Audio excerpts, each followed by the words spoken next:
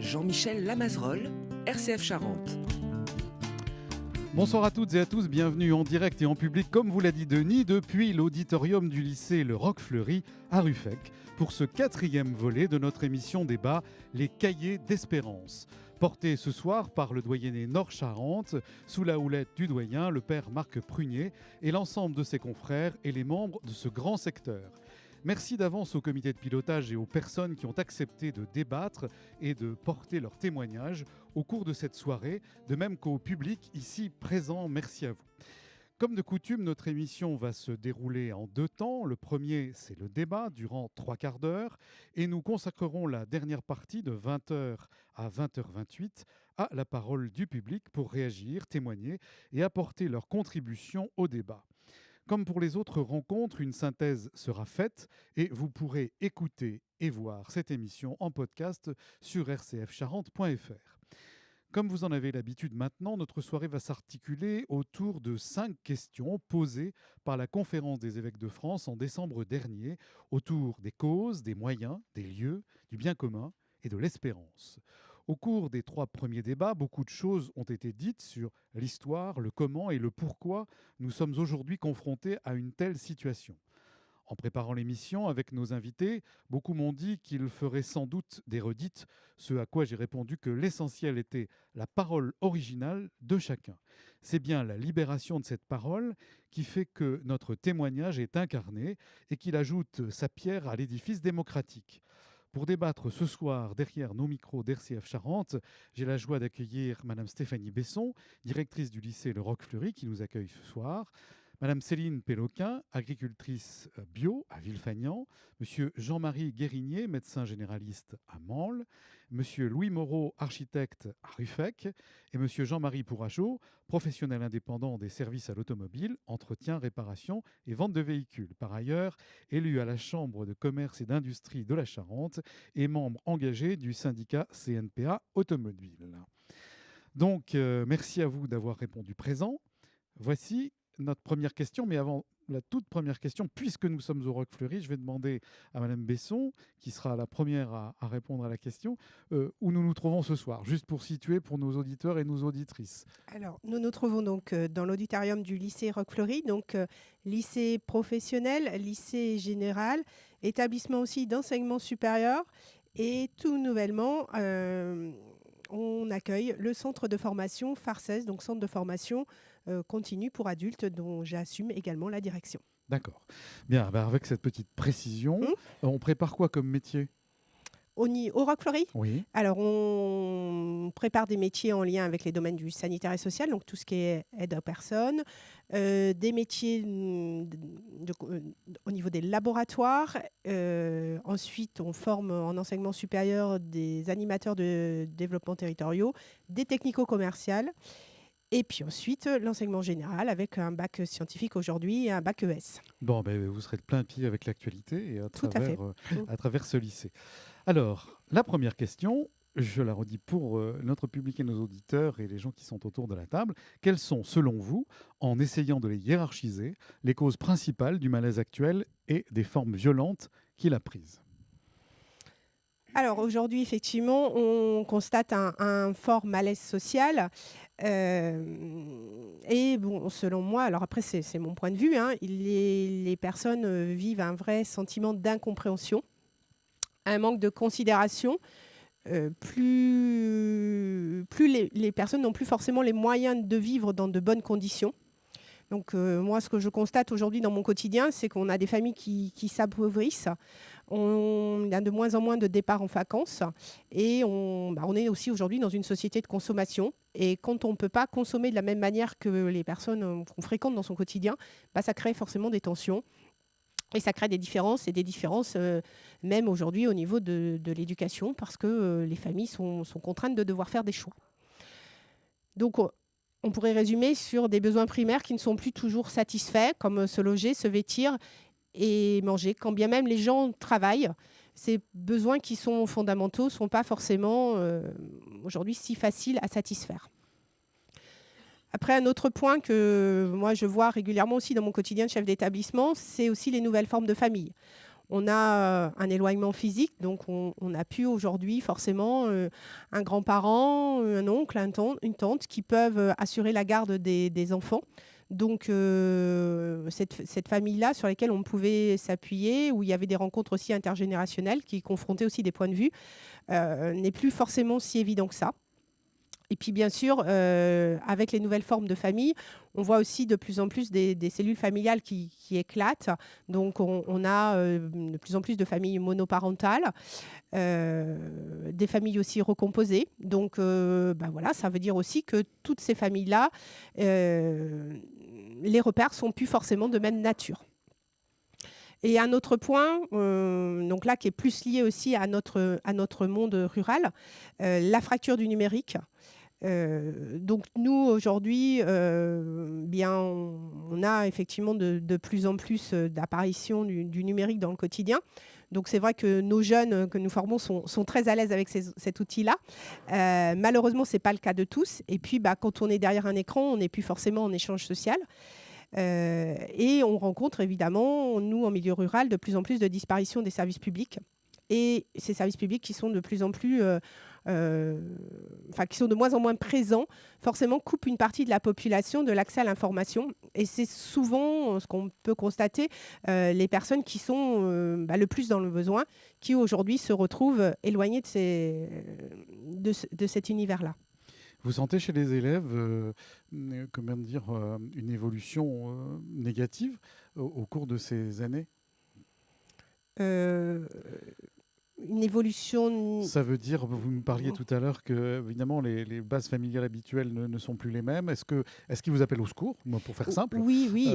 Pour vous dire aux profs ou à vous, aidez-nous ou là on a de plus en plus, nous, notre métier d'enseignant, de chef d'établissement évolue forcément par rapport à toute cette structuration familiale, où nous sommes effectivement amenés à accompagner les jeunes, à leur rappeler régulièrement quels sont les enjeux pour eux, parce qu'effectivement, il y a des repères familiaux qui aujourd'hui ne sont plus de même nature. Donc, vous parliez de la fracture numérique. Je pense que peut-être avec leurs parents, ils ont aussi cette fracture. Et oui, parce qu'effectivement, eux, ils ont le digital dans les mains.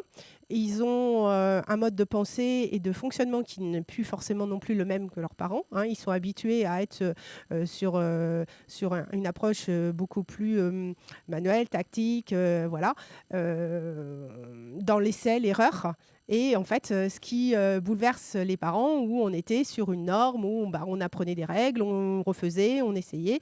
Et eux, ils ne sont pas dans le même schéma. Donc c'est vrai que ça peut bouleverser les parents, ça bouleverse aussi les enseignants, parce qu'aujourd'hui, les modes d'apprentissage ne sont pas de même nature. Donc évidemment, il faut que nous, on repense sans arrêt aussi notre manière d'enseigner pour travailler avec ces jeunes. Merci. Donc une certaine déstabilisation. Maintenant, je vais passer la parole à Céline Péloquin, donc agricultrice en bio. Alors, vous avez planché un petit peu. On a tous planché. Oui, vous avez tous planché. Quelles sont vos remarques ? C'est vrai, vous avez tous planché. C'est vrai. Avant tout, certainement ce malaise est l'expression des principaux laissés pour compte de notre société. Et cela s'exprime en particulier dans nos campagnes, dans nos territoires oubliés. Ce ne sont ni les très pauvres ni les très riches qui s'expriment, mais plutôt la classe médiane. Alors, je suis allée un peu plus... Enfin, évidemment, l'idée, c'était d'exprimer des sentiments personnels. Donc, ce qui me semble avoir éclaté en premier, c'est le sentiment d'inégalité abusif. Parce que désormais tout se sait, tout se voit. Les écrans montrent les différences économiques et sociales trop criantes et qui deviennent donc intolérables.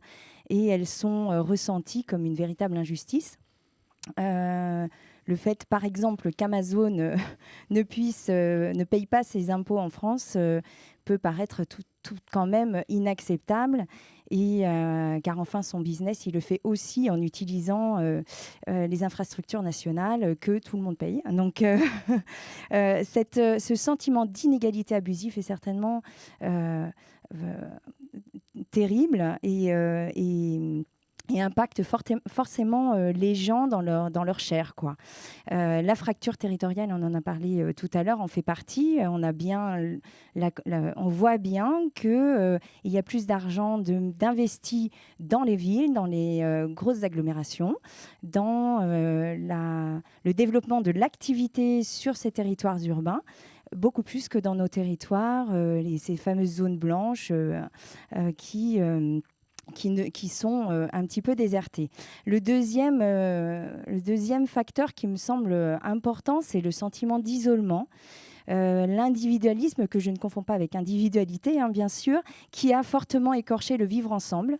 Et certainement, on a oublié qu'on avait besoin d'une communauté humaine pour être bien, pour bien vivre. L'homme a besoin de construire ensemble, de partage, de liens, d'altruisme quelque part. Et voilà, cette perte de liens génère certainement des grosses frustrations et de l'anxiété.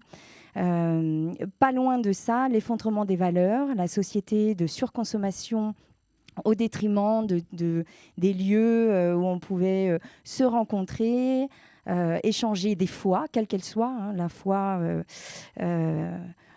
les différentes foi qu'on peut avoir dans la vie, dans beaucoup de choses. Ces moments-là partagés deviennent trop rares. Et les gens sont peut-être un peu perdus là-dedans. Le troisième point qui me semblait important, c'était le sentiment d'impuissance et de ne plus être visible. C'est-à-dire l'évolution. Alors, le sentiment d'impuissance, c'est tout ce qui nous tombe dessus et qui est très anxiogène. Alors, l'évolution inquiétante de l'environnement, qui est quand même notre bien commun et qui est garant de la vie sur Terre. L'écosystème naturel global est donc gravement atteint, mais pendant ce temps-là aussi, les équilibres sociaux, les équilibres économiques sont également mis à mal. Et donc, toutes ces mauvaises nouvelles de toutes parts sont certainement très anxiogènes et appellent mettent en exergue une sorte d'impasse de notre modèle de développement. Et ce sentiment d'impuissance, aussi par la fracture numérique, hein, c'est une somme de beaucoup de choses. Ce sentiment d'impuissance, forcément pour les gens, à un moment, ça devient plus concevable.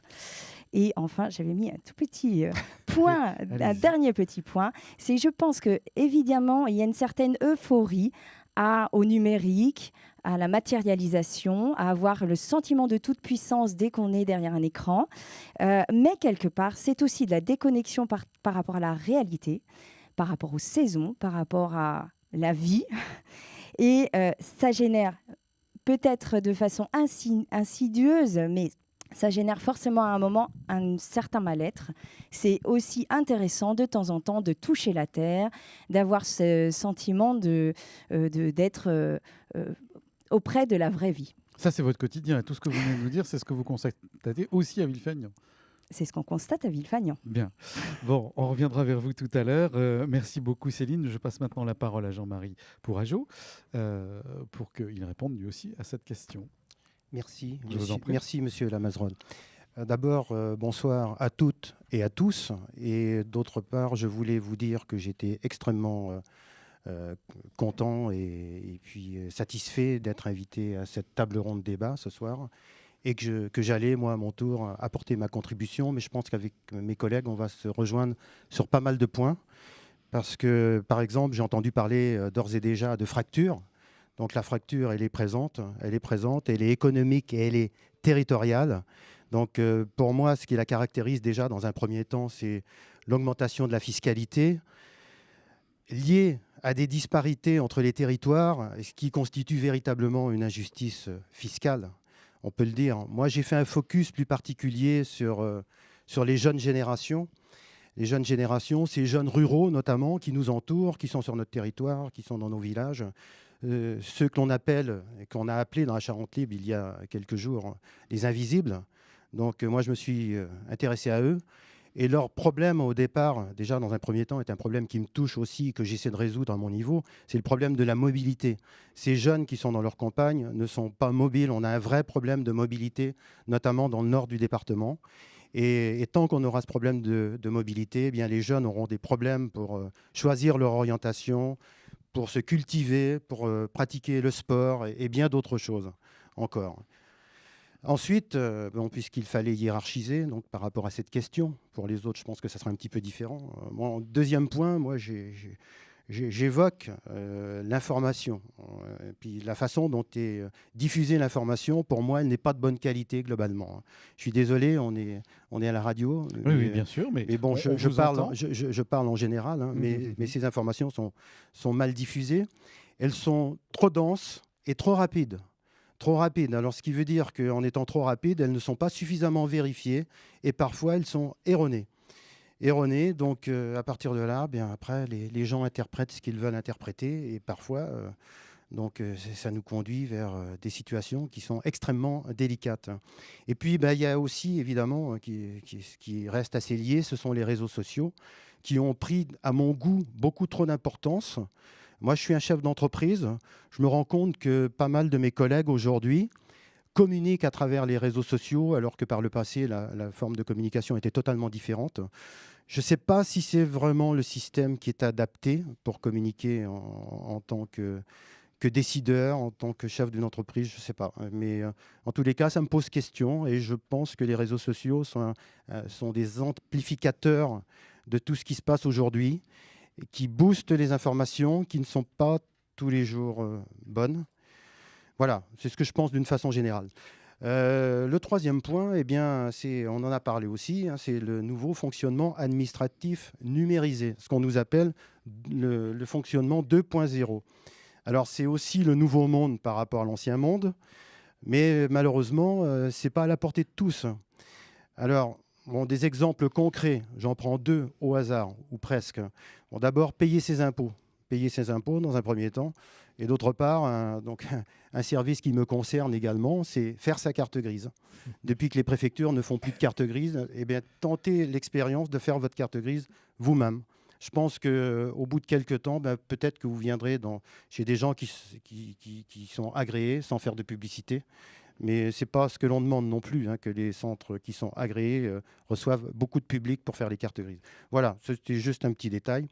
Ensuite, nous sommes dans une société de consommation qui est, à mon goût, assez détraquée et qui a été aussi, à un moment donné, victime de la mondialisation. Notre modèle économique, notamment en France, est toujours en retard et souvent défaillant par rapport à tout cela. Moi, je vais citer un exemple très précis, c'est le commerce. Le commerce. Donc, au départ, il y avait le commerce de proximité. On l'a un petit peu perdu de vue. Aujourd'hui, on en parle de plus en plus. On essaie de le réinventer. Après le commerce de proximité, il y a eu ce qu'on appelle les GMS, donc les grands magasins, les grandes surfaces, en fin de compte, qui ont pris leur essor il y a quelques années. Donc, ce modèle économique qui est parti tambour battant, aujourd'hui, a beaucoup plus de difficultés parce qu'aujourd'hui, on a les achats sur le web et là, on redistribue les cartes aujourd'hui. Hein. Donc, les grands magasins que vous connaissez hier, aujourd'hui, sont en train de réduire leur surface, sont en train de revoir leur pôle de présentation des produits. Donc, on est en train de réinventer le commerce de proximité sous une autre forme, mais on revient un peu aux sources, celui qui privilégiait quand même, ne l'oublions pas, la relation humaine. Ensuite, une autre cause, c'est la réglementation, les réglementations qui sont totalement instables. Aujourd'hui, nous, les chefs d'entreprise, nous n'arrivons plus à décider correctement, tellement il y a de changements. Et ce n'est pas du changement, ce sont vraiment des changements. Donc, ça complique la donne. Et parfois, pour nous, c'est vraiment difficile de gérer nos entreprises. Après, d'une façon plus générale et nationale, moi, je trouve qu'il y a un manque de coordination entre les ministères. Donc, on a des thématiques qui sont abordées de différentes façons. Par exemple, la formation est transversale, l'environnement est transversal. Et puis, je pourrais en citer d'autres comme ça, mais il y a véritablement un manque de coordination. On est dans un schéma qui qui, d'après moi, devrait fonctionner complètement différemment. Et puis aussi, Céline en a parlé tout à l'heure un petit peu, pour moi, c'est par rapport à l'ordinateur, à la base, ce sont des pertes de notion de temps, parce que vous ne savez pas combien vous passez de temps en réalité sur votre ordinateur, parce que vous pouvez passer un quart d'heure ou une heure, mais vous êtes tellement accaparé par cet écran qu'à un moment donné, vous perdez cette notion de temps et évidemment la notion de distance, parce que vous ne savez pas que derrière votre écran, vous êtes à Angoulême, vous êtes à Shanghai ou à New York, en définitive. La notion de distance et d'espace, notamment, a été oubliée. Voilà, c'était pour répondre à cette première question. Vous avez fait toute une description. J'allais dire c'était presque mieux avant, si je vous écoute. Alors, après, on verra quelles sont les raisons d'espérer aussi. Vous me posez la question Non, je ne vous pose pas la question. J'ai trop peur de la réponse. On verra après, par la suite. Alors. Bien, merci beaucoup en tout cas. C'est votre point de vue aussi de chef d'entreprise. Et maintenant, je vais passer la parole au docteur Irigné pour qu'il nous donne aussi son avis. Puis on ira un petit peu vite pour les autres questions, parce que là, on pose les bases, mais on va se lancer après sur les autres questions. Moi, je vais vous donner un petit peu ce que je ressens quand les patients viennent me voir. Un sentiment de dépersonnalisation, hein, c'est ce que je ressens beaucoup. Essayez de téléphoner à une caisse quelconque, en vous donnant votre nom, on vous demandera un numéro. Donc, il y a ce sentiment de ne pas être écouté. Frapper à plusieurs portes, ne pas être écouté. La fiscalité, ça on en a parlé, je crois que il faut se poser des questions quand notre système ne permet pas à quelqu'un qui a un salaire de payer un loyer. Il y a quelque chose qui ne va pas. Donc la difficulté à assumer ses charges, les petits boulots qui sont pas très, très valorisés. Je vois beaucoup souvent des femmes d'ailleurs qui font de l'aide à domicile. Ce sont des boulots absolument pas reconnus, à mon sens, de professionnels. Elles ont un rôle fondamental dans le maillage, dans le soin. Je parle de ce que je connais. Ce sont par elles qu'on a des remontées par rapport à nos patients. Hein. Et c'est elles qui nous alertent, souvent. Et on les déplace véritablement comme des pions. Hein. Entre deux interventions, quelquefois, elles ont plusieurs kilomètres, enfin, oui. Et tout ce temps, on rogne sur les kilométrages et tout ça, c'est vraiment très compliqué. Je ne vous parle pas aussi des contraintes physiques que cela entraîne, parce qu'il faut les soulever, les patients, quelquefois. Le problème de la formation, hein, madame, je crois que c'est aussi fondamental. On arrive, tout le monde au bac. Oh, c'est vachement bien le bac, c'est très bien. Puis après, vous avez Parcoursup, là. Ils sont contents. Hein. Je ne dis pas que c'est mauvais, on fait ce qu'on peut, mais on n'a pas le droit de mener les jeunes dans des impasses. C'est scandaleux. C'est très choquant. Et le bac à tout prix, à mon sens, ce n'est pas une solution. Il faut revenir aussi à la valorisation du métier manuel, qui ont des débouchés.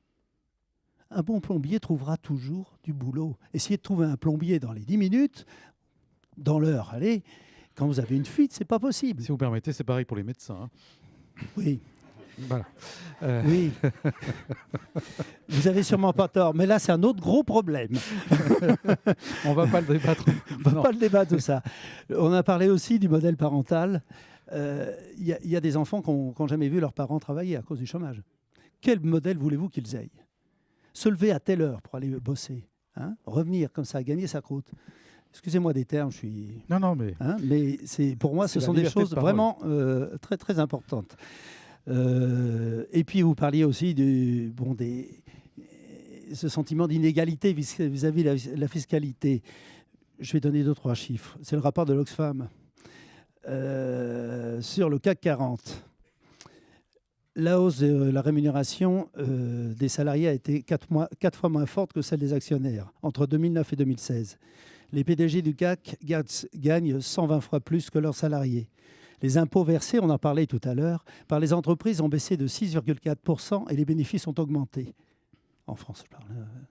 Donc, c'est vrai que c'est choquant. Voilà, c'est choquant, tous ces chiffres-là. Demandez le prix du métro à un de nos ministres. Mais il cherche dans ses souvenirs. Il cherche, oui, hein, le prix de la baguette. C'est caricatural. Hein, c'est caricatural, mais je pense que ça mérite d'être dit. Oui, alors, le pain au chocolat. Voilà, c'est tout. Je ne vais pas plus loin. Merci, tout ce que merci docteur Jean-Marie Grignet. Louis Moreau, donc vous, jeune architecte, qui commence son travail ici à Ruffec. Alors, votre éclairage là-dessus. C'est ça exactement. Donc tout d'abord merci pour l'invitation. C'est une formidable initiative de la part des évêques de France de faire cette émission. Je suis vraiment très ravi d'être là. C'est ma première fois sur une émission radio et c'est vraiment très important. Je suis vraiment heureux de voir qu'on est capable de se rassembler comme ça. Moi, des gens que je connaissais pas du tout. Et rien que ça, je trouve ça formidable déjà de pouvoir débattre avec, je dirais, des inconnus. Là, on n'est pas derrière l'ordinateur, on est derrière les micros, on est tous ensemble. On est sur une et autre on étape. vous écoute sur toute la Charente. Donc, c'est pour vous mettre la pression un peu. Je l'ai déjà, merci. Non, mais alors pour revenir donc sur le sujet, moi c'est un peu facile parce que là, pour le coup, je passe à la fin pour répondre aux questions. Donc, en fait, je suis d'accord avec ce qui a été dit, vraiment. Ouais. Enfin, c'est sur la situation actuelle. Sur le diagnostic en tout cas de la situation, et j'aurais l'impression, enfin c'est mon avis, que en tout cas ce qui a été dit, c'est plus un diagnostic qui est dit que des causes principales.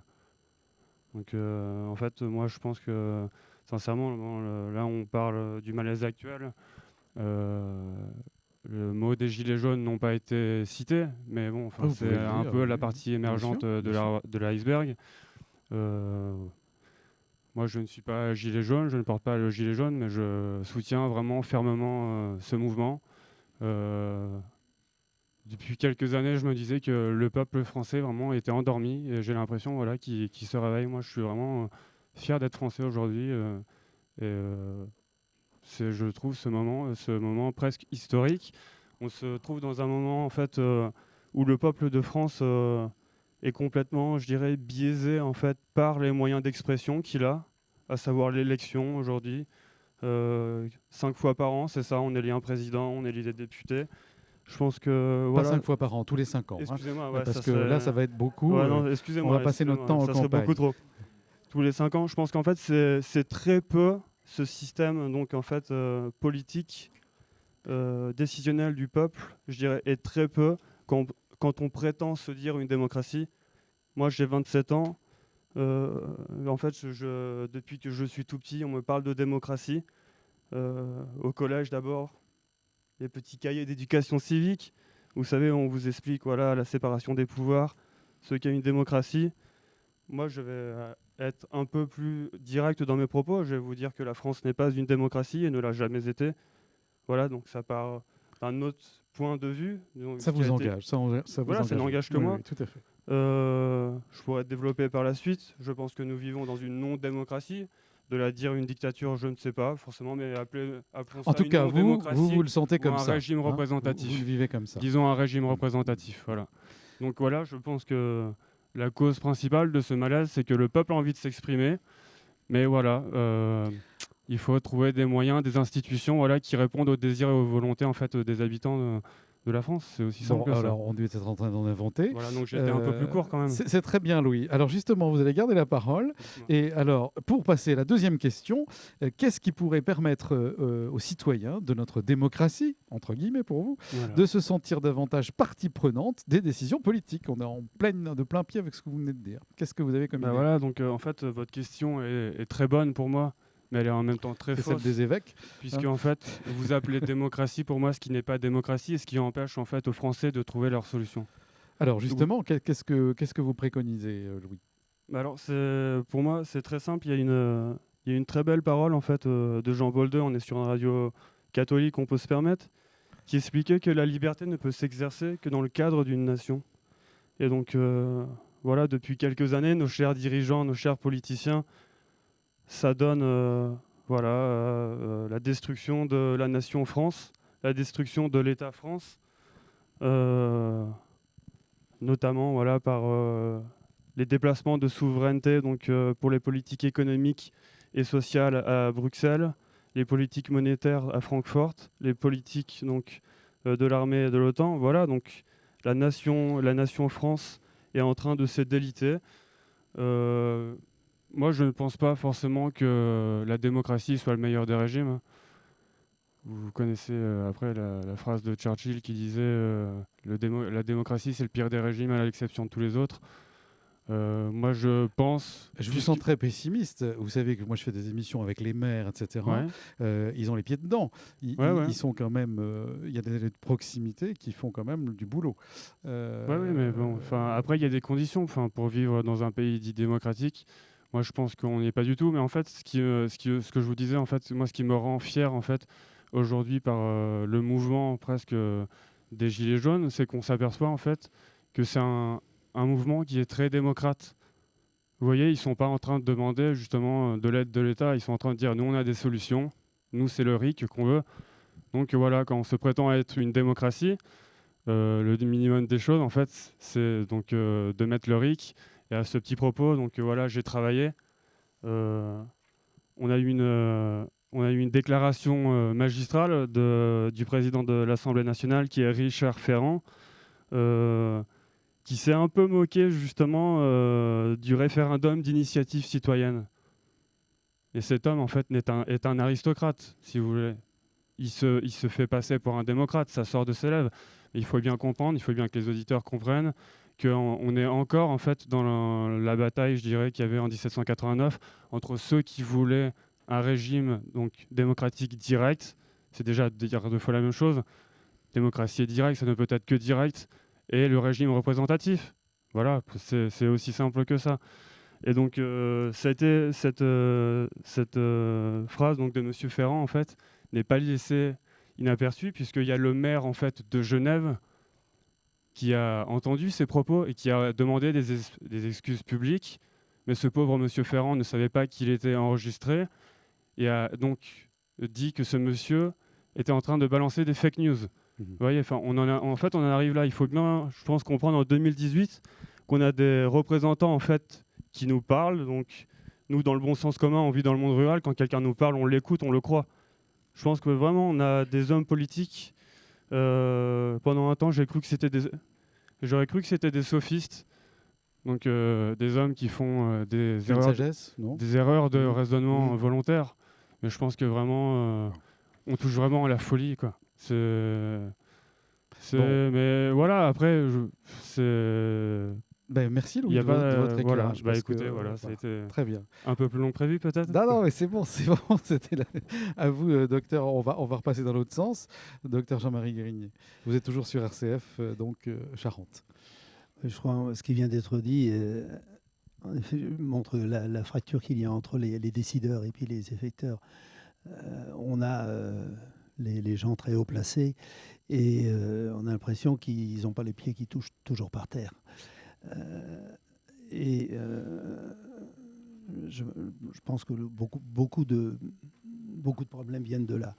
On a institué les régions, sûrement quelque chose de très bien, mais quand est-ce qu'on supprime les départements ? C'est-à-dire qu'on rajoute sans arrêt des couches au millefeuille. C'est-à-dire plus vous mettez de glace, moins vous voyez. Et donc, c'est ça le gros souci. Il n'y a plus de communication. Les départements, c'était bien au temps de Napoléon, puisqu'il fallait aller d'un point à l'autre du département à cheval. Maintenant, on a quand même d'autres moyens de communication et d'échange. Donc, je pense vraiment qu'il y a un gros problème de communication entre les décideurs et les effecteurs, et puis aussi sûrement un problème de pédagogie. Vous évoquiez les gilets jaunes, il y a aussi eu les bérets rouges. Quand l'objectif n'est pas mauvais, puisque c'est pour améliorer la planète, c'est un objectif écologique. S'il n'est pas explicité, s'il n'y a pas d'un peu de pédagogie derrière, ça ne marchera pas. Et là, on vous balance quelque chose. La première chose qu'on fait, c'est d'augmenter le prix de l'essence. Comment voulez-vous que les gens le prennent bien ? C'est maladroit. L'objectif en lui-même est bon. Il faut arrêter le moteur thermique, certainement. On vous propose le moteur électrique après. Ouais, je suis désolé. Mais le moteur électrique n'est pas meilleur sur le plan écologique, c'est pas beau. Alors, ce qui serait bien, c'est peut-être le moteur à hydrogène. Je ne sais pas, je ne suis pas spécialiste, mais la première voiture qui est à hydrogène, elle vaut 60 000 €. Voilà, je n'ai rien d'autre à dire. Bien, alors maintenant, Monsieur Jean-Marie Pourageau, alors qu'est-ce qui pourrait permettre à nos citoyens dans notre démocratie de se sentir, donc démocratie entre guillemets pour lui, de se sentir davantage partie prenante des décisions politiques? Donc moi j'ai choisi d'abord de ne pas débattre sur les moteurs thermiques, électriques. Ça je vous comprends. Et autres. Mais vous suivez l'actualité. C'est pas un débat technique ce soir, donc je vais revenir à quelque chose d'un petit peu plus général et je vais revenir aux citoyens. Pour moi, déjà, dans un premier temps, ce qui concerne les moyens à mettre en place, ça se situe au fond de nous. Ça se situe au fond de nous. On peut compter sur nous. Après, on parlera du corps politique. Mais d'abord, il faut qu'on retrouve le sens de l'engagement plutôt que l'individualisme. Ça a été dit tout à l'heure. L'individualisme, on l'oppose à l'engagement. L'engagement est très important. Nous devons absolument retrouver cette valeur de l'engagement. Ça passe évidemment par le bénévolat qui est en berne, qui est en train de disparaître aujourd'hui. Et puis il faut savoir se mobiliser. Alors, soit pour son pays, soit pour une cause, une valeur, un combat, ce que l'on veut. Bon, voilà. Mais il faut, pour moi, ces deux termes sont très importants. Faire du bénévolat et se mobiliser. Ensuite, en ce qui concerne le citoyen, je pense que nous devrions nous intéresser à notre passé. Donc, s'intéresser au passé, pour moi, c'est mieux appréhender l'avenir. Et à travers notre histoire, on peut apprendre beaucoup. Il y a des historiens dans la salle. Je sais que ce n'est pas eux qui vont me démentir, de toute façon. Mais regardons un petit peu notre passé. Ensuite, on va parler de ceux qui nous gouvernent. Bon, je pense que déjà, dans un premier temps, il faut transmettre aux citoyens des messages lisibles, progressifs et cohérents pour associer positivement les Français. Alors, je prendrai juste un exemple au hasard, c'est la transition énergétique. Donc, est-ce que l'on est lisible, progressif et cohérent? J'en suis pas sûr. Ensuite, il faut redonner l'envie de porter des projets de toute nature, de redonner l'envie. Donc, si je devais garder un seul terme, ça serait celui-ci, c'est-à-dire lever les freins à l'usage. Alors, ça passe, dans mon domaine, et pour ce que je représente ce soir, entre autres, ça passe par inciter à la création d'entreprises, inciter à créer toujours plus des richesses, de l'économie, voilà, des emplois. Et puis il ne faut pas l'oublier, on n'en parle plus, nous sommes un pays d'inventeurs. Redonner envie d'inventer. En France, il y a eu des choses formidables. On ne parle plus d'invention aujourd'hui. Il y a beaucoup de choses qui pourraient éclore et qui seraient certainement utiles pour notre avenir, pour l'avenir de la planète. Et puis ensuite, simplifier, répertorier les dispositifs de relance à l'économie, ceux qui existent. Il y en a beaucoup même d'ailleurs. Mais surtout, ne pas masquer les contreparties. Dans tous ces dispositifs, vous avez toujours quelque chose d'attrayant. C'est du vrai marketing. C'est très très bien. Par contre, il faut voir les contreparties. Ce en quoi ça vous engage. Est-ce que vous aurez la totalité de ce qui vous a été annoncé? Bref. Et puis, au final, je dirais, il faut se doter d'un corps politique exemplaire. Donc, d'abord, porteur de sens, dans un premier temps, qui tient ses promesses, et puis qui explique aussi correctement sa stratégie. Voilà. Pour moi, les moyens sont là. Merci de cet éclairage. Engagement, bénévolat, se mobiliser et puis redonner l'envie. Laquelle de vous deux veut répondre maintenant à cette question avant qu'on passe à l'autre question? Stéphanie Besson? Oui. Il y a déjà beaucoup de choses qui ont été dites et évidemment qu'on ne peut que partager. Alors, à cette question, moi, j'aurais tendance à penser qu'il y a trop de centralisation des décisions. Et du coup, il me semblerait aujourd'hui important de pouvoir favoriser des lieux de rencontre, des lieux de parole, ce que sont devenus aujourd'hui nos ronds-points.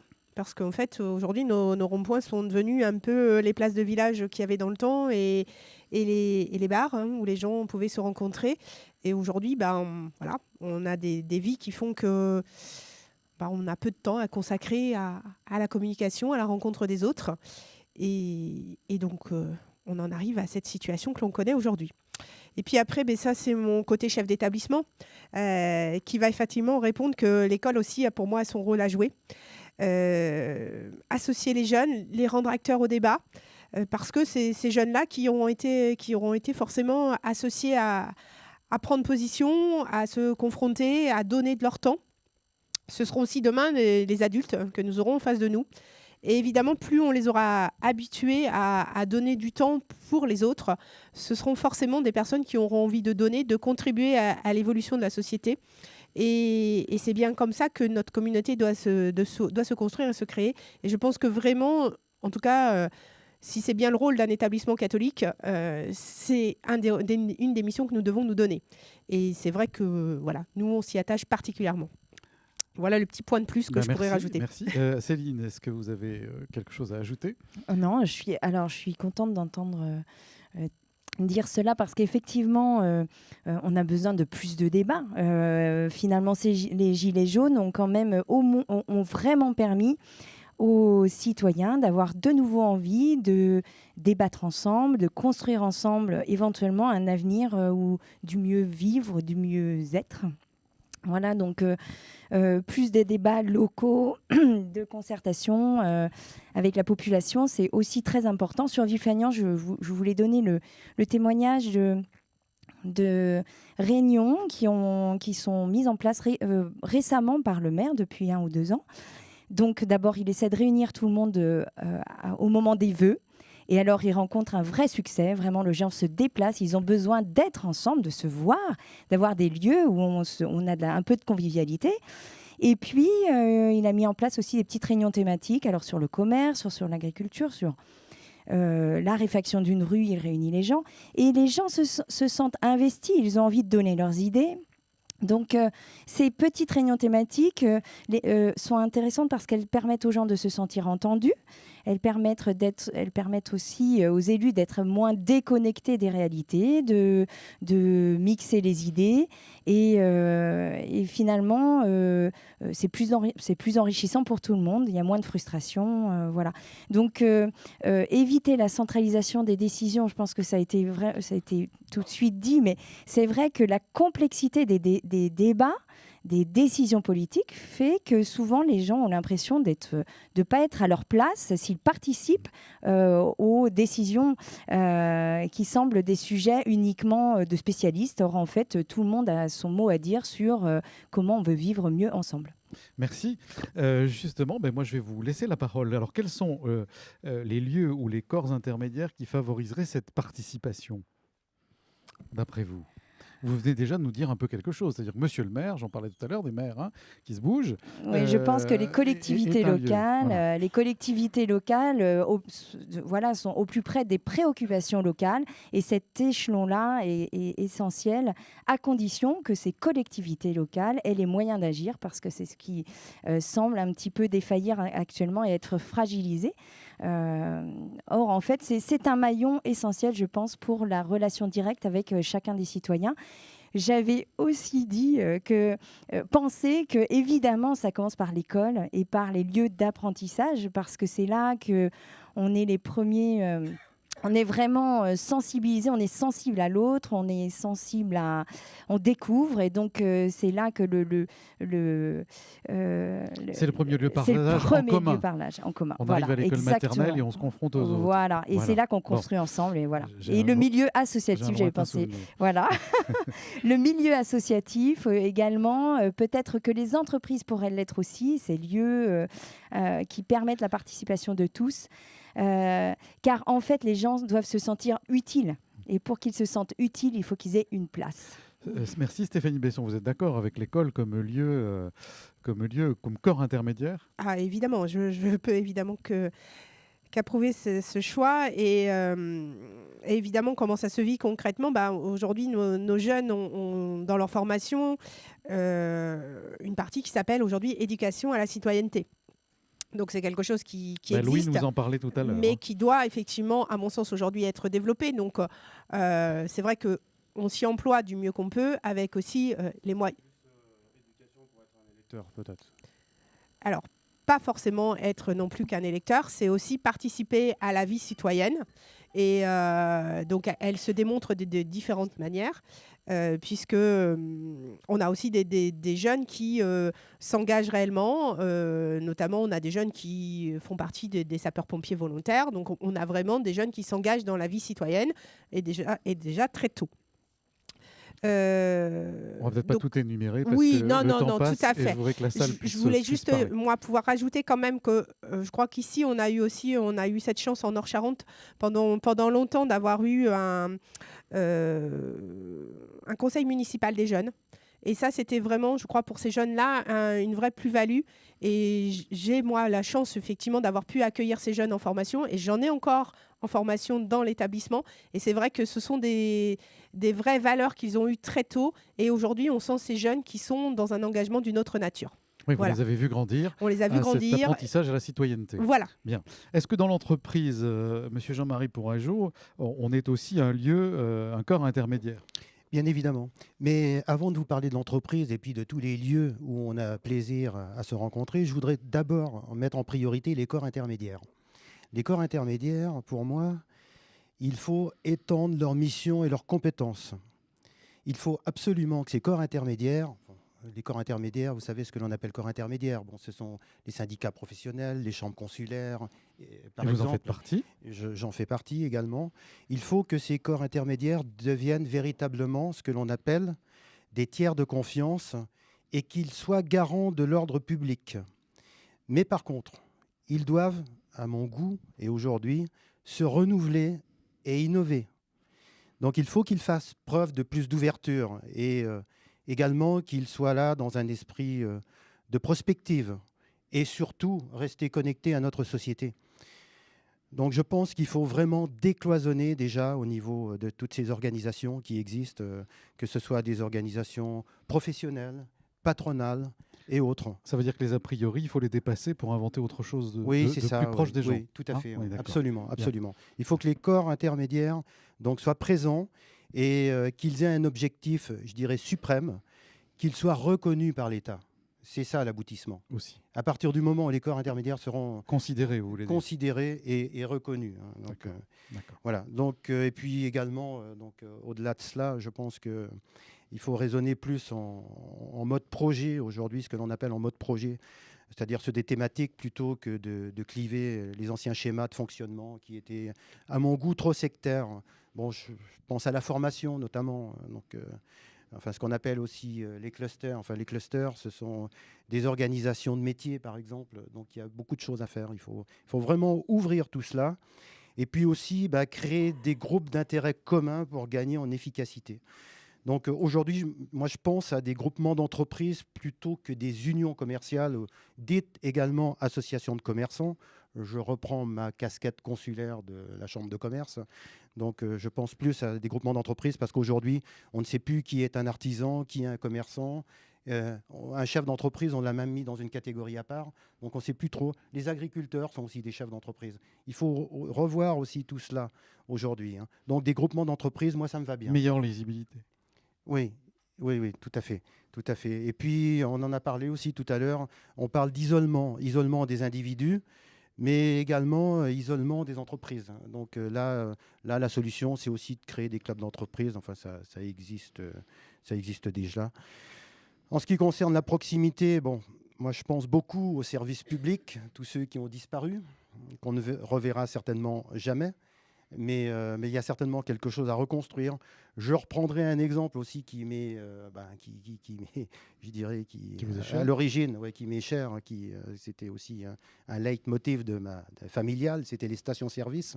On parlait tout à l'heure d'énergie alternative. Peut-être qu'avec les stations-service qu'il en reste, celles qui sont à réinventer, peut-être aussi, on pourrait aussi conjuguer les énergies alternatives. Bon, je vous sens fort du passé pour aller vers l'avenir. Maintenant, je vais vous parler des lieux, si vous voulez bien. Alors, donc, oui, mais rapidement, s'il vous plaît. Très rapidement, bien évidemment. Après, je laisserai la parole à mes collègues.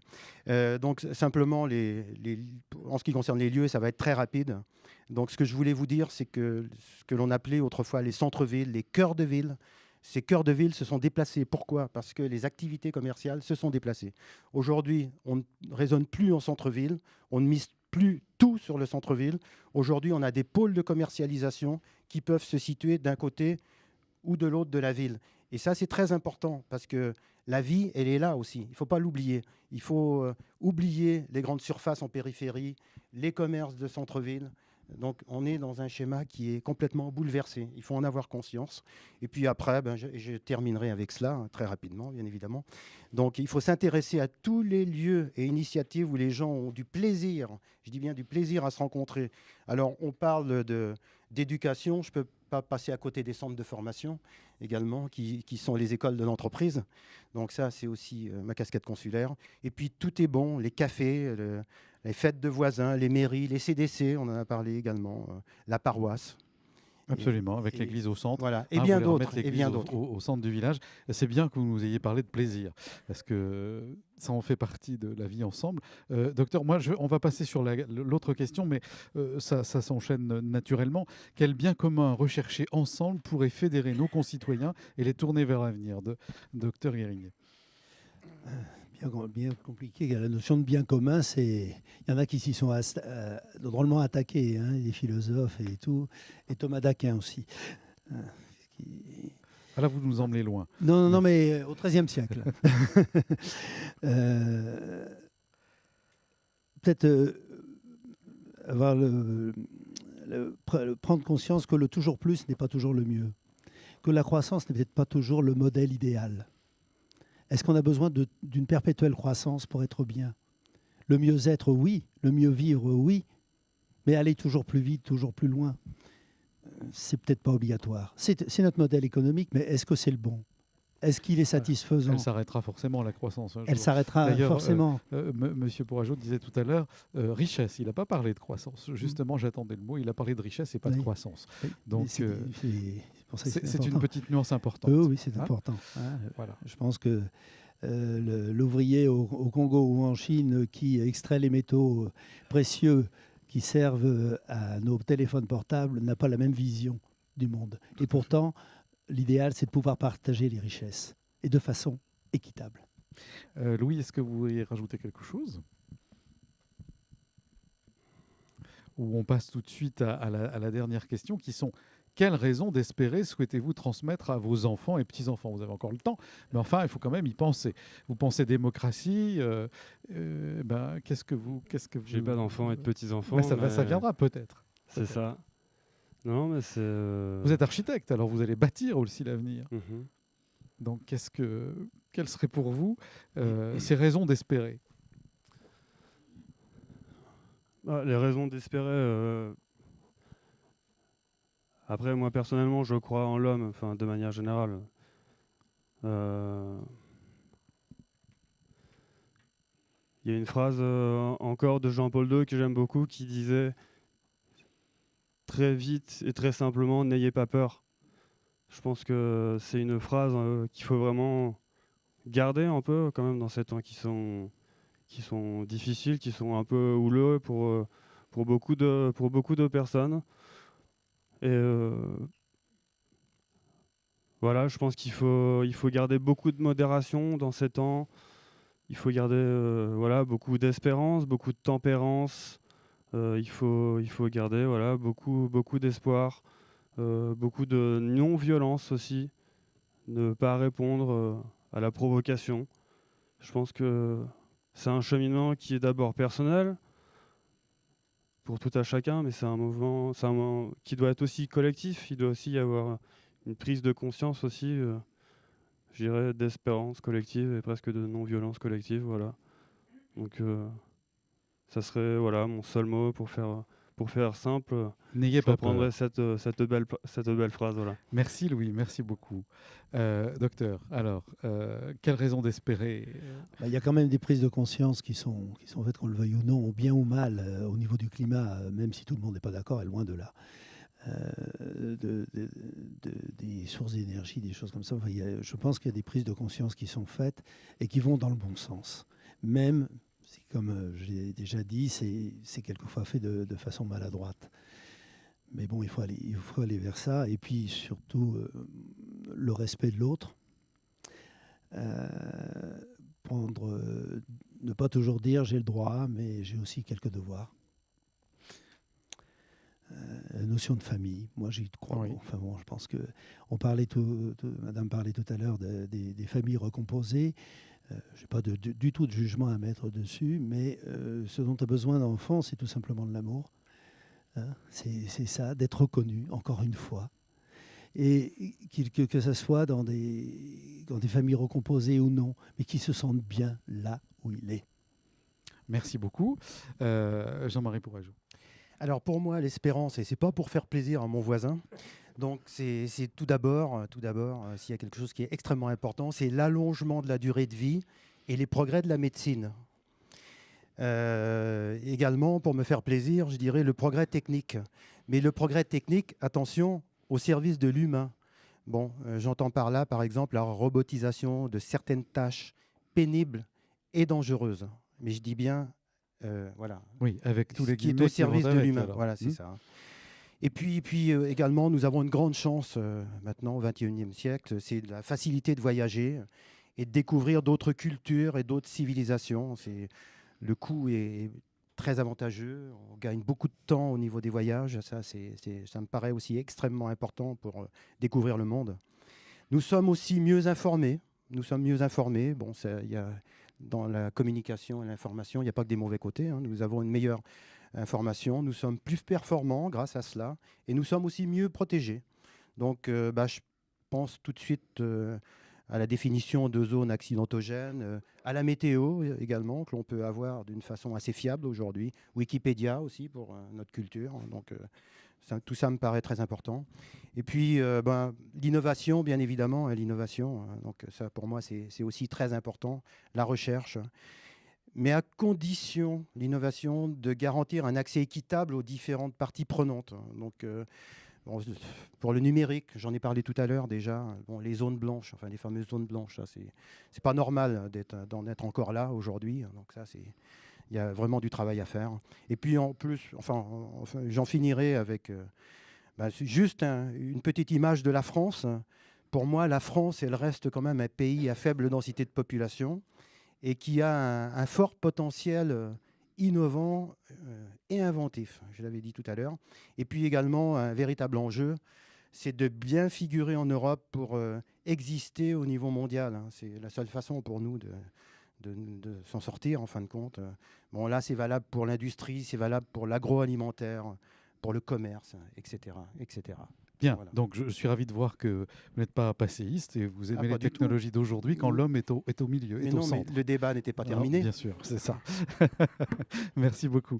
Alors, Céline, quelles sont pour vous et pour vos enfants et petits-enfants des raisons d'espérer? Moi, j'ai choisi la voie poétique. La voie Poétique. Ah, d'accord. Non, je me suis dit finalement, est-ce que c'est pas exactement ce que les enfants ont le bonheur d'apprécier simplement? Donc je me suis dit, c'est la beauté, l'émerveillement, le bonheur du partage, de l'échange, la bonté, le don de soi, la joie, le rire. Voilà, je me suis dit que tout ça devait nous permettre de rebondir positivement, que ce soit un sursaut pour nous, pour préserver notre terre-mère, dont l'humanité dépend pour continuer d'exister. Merci beaucoup de ce témoignage à la fois poétique et enraciné, tout en ayant les yeux tournés vers les étoiles. Stéphanie Besson. Alors, moi, j'ai la chance déjà d'être maman de 2 petites filles. Hein, donc, déjà, c'est un beau cadeau. Et j'accompagne en plus 200 jeunes. Donc, c'est un autre beau cadeau. Et donc, pour moi, les jeunes que je côtoie, ils sont vraiment porteurs d'espoir. Et malheureusement, ils ont aussi une forte pression sur eux, d'instabilité sociétale, de chômage, de repères familiaux qui bougent. Et ils ont envie de faire des choses. Et peut-être pas comme nous, on voudrait que ce soit, mais en tout cas, ils sont là. Ils sont motivés. Et pour nous, en tout cas, je pense que ce qu'on doit faire vraiment pour continuer à les accompagner, c'est croire en eux et en leurs rêves et les accompagner pour leur permettre d'avoir une ouverture d'esprit qui leur permette d'accueillir l'autre aussi dans la différence. Il ne faut surtout pas qu'on oublie que les jeunes d'aujourd'hui, ce seront les adultes de demain. Et forcément, après, là, c'est ma casquette de chef d'établissement qui parle aussi, c'est qu'en leur permettant vraiment l'accès à la culture, c'est cette richesse-là qui leur permettra de prendre des décisions en pleine conscience et de rester libres de leur choix. Merci, belle mission à vous. Alors, nous sommes un peu en retard et même on n'a plus qu'un quart d'heure pour laisser la parole à la salle. Vous êtes toujours sur RCF Charente dans notre émission Les Cahiers d'Espérance, autour des 5 questions posées par les évêques, autour des événements et partant des Gilets jaunes, pour répondre à Louis. Donc maintenant, je ne sais pas qui aimerait prendre la parole dans la salle. On a un public nombreux ce soir dans ce bel auditorium du Roc Fleury. Alors, qui est-ce qui... Voilà, il n'y a plus qu'un quart d'heure. Donc, même si vous avez des petites feuilles pour ne pas être frustré des questions que vous auriez aimé poser. Père Marc Prunier, alors on va lancer le débat. Moi, merci à toutes les intervenants. Bien sûr, moi, ce que je voudrais entendre, et alors le dire, puisque je ne l'ai pas entendu, c'est le mot faiblesse. C'est le mot, c'est la dimension de l'homme. Ça a été dit tout à l'heure dans le point de vue des inégalités, dans le point de vue des fractures, et ça a été très très bien dit.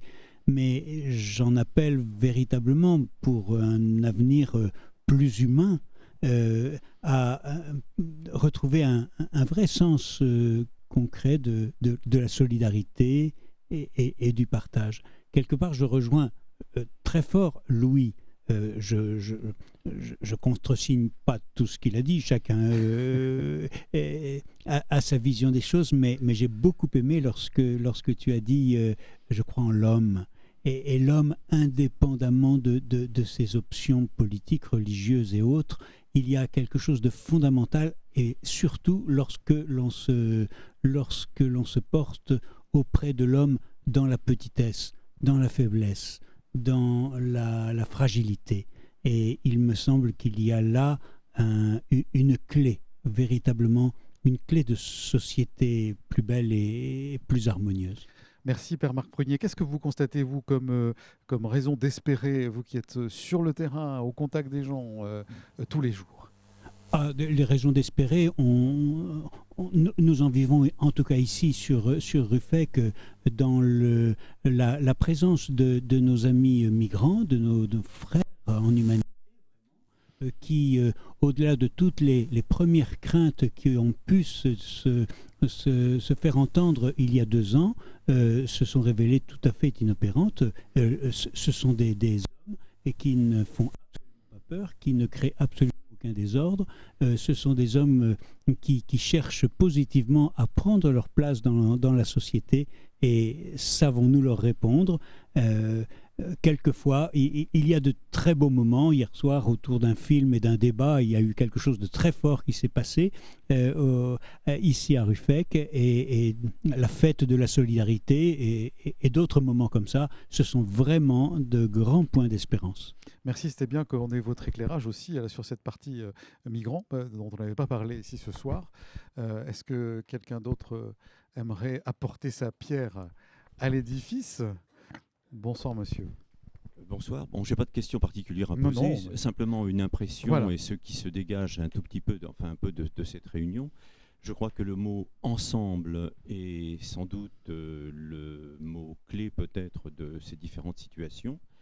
Et puis, j'ai bien aimé aussi ce qui a été dit sur le fait de retrouver la valeur de l'engagement et retrouver la mobilisation. Une autre phrase qui a été dite aussi, qui ne me paraît pas inintéressante, c'est se servir peut-être du passé pour éclairer l'avenir. Voilà. Bien, c'est un peu ce que nous disait M. Pourageau, qui nous a fait mis à plat plein de choses d'avant, et puis, mais qui se sert aujourd'hui des techniques pour inventer demain. Alors, qui est-ce qui veut prendre la parole maintenant? Voilà. Alors. Oui, bonjour. Dominique Grandjou. Tout simplement, j'écoutais la radio ce matin et j'entendais des choses qui sont catastrophiques et qui vous font pleurer. D'entendre qu'il y a des gens aujourd'hui en France qui ne peuvent pas avoir d'abri. Ça recoupe de ce que disent les Gilets jaunes. Aujourd'hui, il y a des gens qui sont dans l'extrême détresse. Et quand on sait en plus qu'il y a des enfants et qu'il y a bien sûr des personnes âgées et qui ne peuvent pas réagir parce qu'ils sont forcément trop faibles, je trouve qu'en France, en 2019, savoir que des personnes ne peuvent pas être mises à l'abri, ne peuvent pas manger, ça fait pleurer. Alors, bien entendu, aujourd'hui, il faudrait trouver des solutions. Les solutions, on les a certainement. J'entendais l'abbé Pierre il y a fort longtemps à la télévision qui disait si d'un claquement de doigts on voulait tout d'un coup loger les gens, on pourrait le faire. Alors qu'attend-on? Voilà. Ce que je voudrais, c'est allumer la radio un jour et puis ne plus avoir cette larme à l'œil qui vous monte et qui vous angoisse sérieusement. Petit exemple, il y a quelque temps, dans le métro à Paris, on en est rendu à plus rien voir, peut-être moi le premier. Je rencontrais une personne complètement couchée dans le caniveau du métro, où l'ensemble des personnes qui sortaient du métro ont marché quasiment sur cette personne. Voilà où on en est, voilà où l'être humain ne voit plus l'autre être humain en face. Donc, en fait, ce qu'il nous faudrait sérieusement, c'est penser que aujourd'hui, tout est possible et que l'avenir peut être formidable à une condition d'ouvrir forcément les yeux. Et puis par derrière tout ça, son cœur, ça va de soi. Et les bras. Je pensais à vous quand vous avez pris la parole et je pensais justement à l'abbé Pierre qui en 54 avait lancé son cri 54. Boulevard Sébastopol, cette nuit, une dame est morte gelée. Et c'est à partir de là que tout est parti. La Fondation Abbé Pierre œuvre encore beaucoup aujourd'hui, mais on est loin d'un claquement de doigts pour résoudre le problème et c'en est un vraiment. Merci de votre témoignage. Père Jean Maillard. Oui. Je crois que j'ai un autre pape, moi, c'est François, là, qui revient d'ailleurs d'Abu Dhabi, où il a fait quand même un tabac, je crois, simplement pour dire comment la paix ne peut se construire que si chacun a sa place, et toute sa place, en particulier que les minorités puissent participer pleinement à la vie politique, sociale, économique de son pays. Voilà. Et je pense à cette parole de Laudato Si, une encyclique, j'allais dire, écologique, où il dit « Construisons ensemble notre maison commune ». Voilà. Et particulièrement avec le dialogue où les plus pauvres ont leur place. Voilà. Pour moi, c'est l'espérance. Merci, Père Jean Maillard, de ce témoignage. Alors, est-ce que quelqu'un d'autre aimerait, Madame, ici dans les premiers rangs? Moi, j'ai deux phrases aussi que je retiendrai, peut-être personnellement, parce qu'en avançant en âge, on y fait plus attention. C'est de prendre conscience soi-même et faire prendre conscience que le toujours plus n'est pas le toujours mieux. Et ça, je le relie avec trouver ou retrouver des lieux de plaisir pour se rencontrer. Que ce soit la place d'église ou la place de la mairie, peu importe, mais je crois que c'est important. Merci beaucoup. On en a parlé aussi tout à l'heure, de cette notion de plaisir d'être ensemble. C'est, je crois, ce soir, c'est ressorti pas mal. Qu'est-ce qui aimerait ajouter quelque chose? On a encore du temps. Hein. Il est 23, donc... Est-ce que les gens qui sont avec nous, qui ont débattu, ont envie de reprendre la parole? Je vais passer la parole à M. Pourageau. Oui, moi, je voulais juste reparler des jeunes. Oui. Voilà, parce que je pense qu'on n'en a pas suffisamment parlé encore ce soir, parce que ce sont quand même eux l'avenir de nos territoires, l'avenir tout court, tout simplement.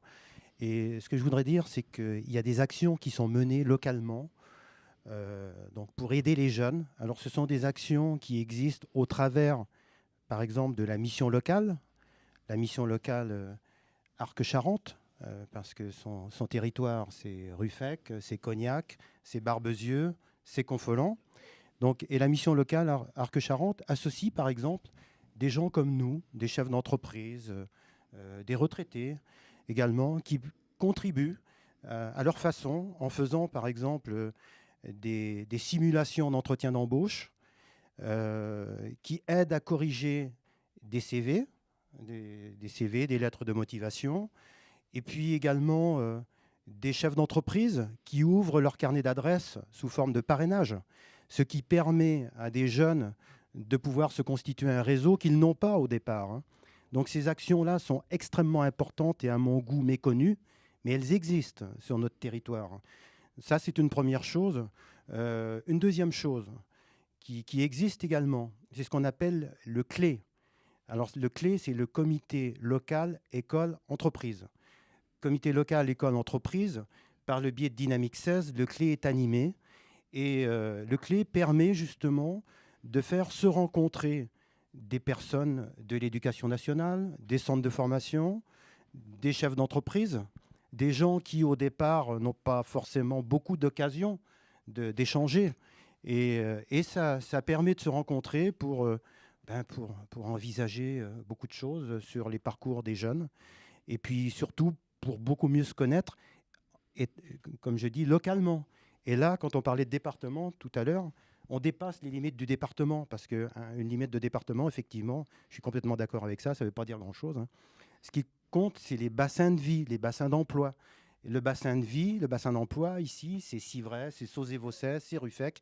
Et le CLÉ permet d'explorer des compétences et de mettre en forme des échanges sur ce bassin-là, ce qui me paraît extrêmement important. Donc ça, c'est aussi le rôle des chefs d'entreprise d'apporter leur contribution. C'est pas... voilà, c'est une vocation dans certains cas, mais ça existe. Voilà, je voulais simplement le préciser. Bien, merci beaucoup de cette précision. Comme toujours, on vous sent très investi et on apprend des choses sur ces bassins de vie dont vous parlez. Ça nous élargit un peu notre horizon en dehors de la Charente spécifique. Vous êtes aussi à cheval sur la Vienne et sur Civray dont vous parliez tout à l'heure. Docteur, est-ce que vous, il y a des choses dans l'espérance ou dans ce que vous constatez tous les jours, même dans la rugosité des rencontres que vous avez, dans le mal-être des gens, des signes d'espoir, et comment la population à laquelle vous apportez vos soins, vous la voyez évoluer, changer et prendre peut-être cette parole qui est restée muette pour l'instant? Je trouve surtout des situations d'impasse avec des...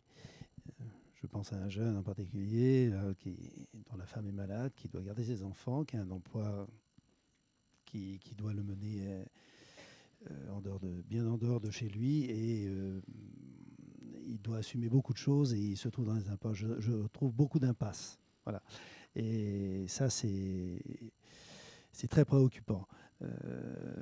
J'en parlais aussi, le mal-être de la non-reconnaissance.